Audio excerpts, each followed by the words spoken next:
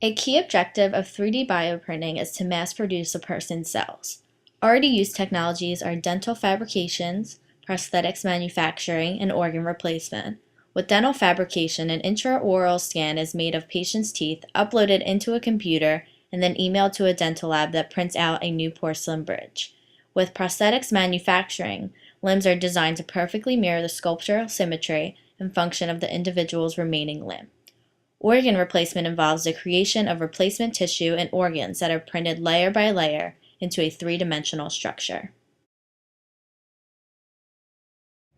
A very large 3D bioprinting user is Organovo, who says, "We design and create functional human tissues using our proprietary three-dimensional bioprinting technology.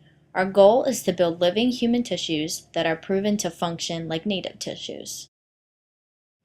Organovo's first 3D bioprinter is called Novagen MMX and requires advanced technology in order to manufacture and process new human tissue. There are 5 steps to 3D bioprinting. Step 1. Engineers load one syringe with BioInk A and a second syringe with BioInk B to help cellular development and a hydrogel that helps with extrusion. Step 2. Software on a PC wired to the bioprinter instructs a stepper motor attached to the robotic arm to move and lower the pump head with the second syringe, which begins printing a mold. Step 3 requires a matchbox-sized triangulation sensor sitting beside the printing surface to track the tips of each syringe as it moves along the X, Y, and Z axis. Based on this precise location data, the software determines where the first syringe should be positioned. Step 4. The robotic arm lowers the pump head with the first syringe, which fills the honeycomb with parenchymal cells. Step 5. Engineers remove the well plate, which contains up to 24 completed microtissues. There, the cells continue fusing to form the complex matrix of a liver tissue.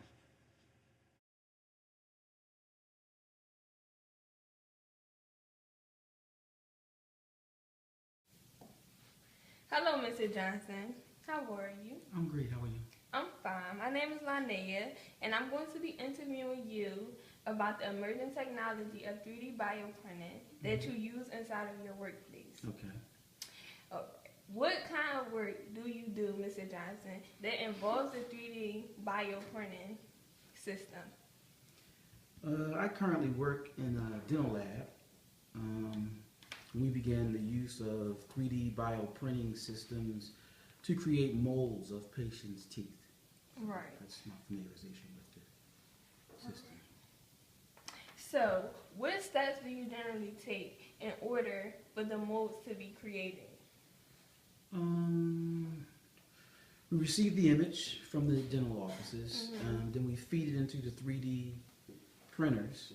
The printer takes the image and then it begins to make the actual mold based off of the information that is fed. Right. So, what type of 3D bioprinting is being incorporated into your dental lab? We're currently working with, I'm not sure if you might be familiar with a Novagen printer, Yeah. which uses kind of like a laser-based calibration system. Yeah, I incorporated that into my presentation as well. Okay. Well, what would you say Yeah, it's pretty neat. that embedding these type of printers that create molds, dentures, and other dental structures would increase dental costs or decrease dental costs? Well, essentially, it would decrease the cost of dental care. It would eliminate the cost of materials that we use creating dentures and molds. Patients would no longer really be charged for like alginate powder. I'm not sure if you're familiar with that. And Yeah. porcelain materials. These are charges that they would no longer have to. Right. So you'd be basically cutting out the middleman of manufacturing. So Yeah, that for would the most save part. I mean, it's like modern technology. It's 21st century. Right. So besides the decrease of manufacturing costs, are there any other advantages or disadvantages you would say that 3D printer has?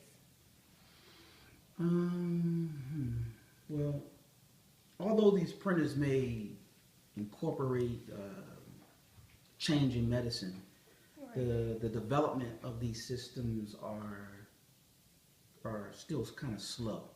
You know, after we receive the image of the dental scans of the inside of a patient's mouth, from the dental offices, of course, we would have to configure it, and then the bioprinting system begins to create the actual product itself. Right, which is pretty neat. It is. It is. Thinking about it that way. So roughly, how long does it take for the system to create the product? Wow. I mean, I think this kind of part of the picture is still kind of like evolving. You know, the printer can take up to several hours, you know, or more. In some situations, you know, it can even take several days. You know, we tend to receive different results depending on the size of a patient's teeth or mold and other factors that might play as a role as well. So. Right. So over time, maybe these printers will be actually incorporated into the dental offices, or they won't have to send up pictures to the lab. But other than that, you were such a great help. Thank you, Mr. Johnson. You're very welcome. Wish you the best.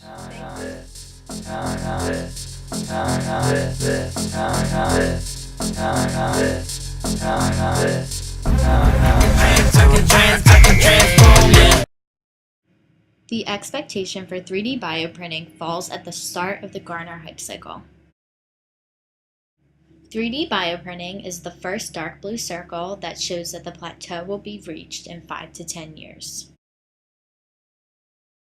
Some advantages include the growth of synthetic technology, potential to change the face of medicine, pre-programming can bring down manufacturing costs, evolution, and quicker advances. Some disadvantages include slow development and the fact that research is very expensive.